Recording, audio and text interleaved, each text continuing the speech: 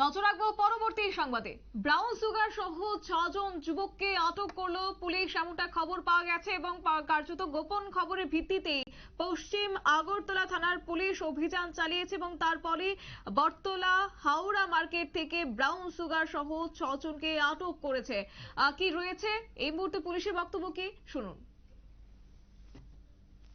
Actually আমাদের নেশা বিরোধী অভিযান সেটা তো আমরা ধারাবাহিকভাবে চালিয়ে যাচ্ছি এবং অনেকজনকে এখন পর্যন্ত ধরা হয়েছে, বিশেষ করে যারা ড্রাগ সেলার এগুলি। কিন্তু রিসেন্টলি কিছু পেডলার যারা নতুনভাবে নতুন কায়দা বটতলা হাওড়া মার্কেট ওইখানে ড্রাগ পেডলিং করছিল।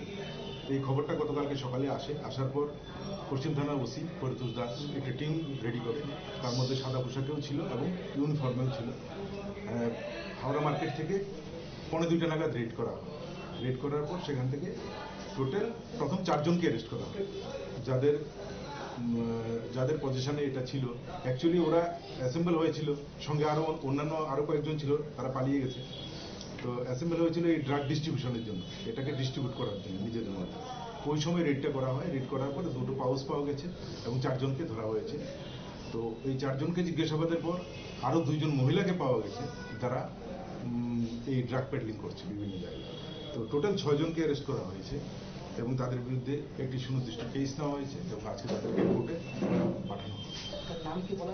নাম এদের রামু দাস,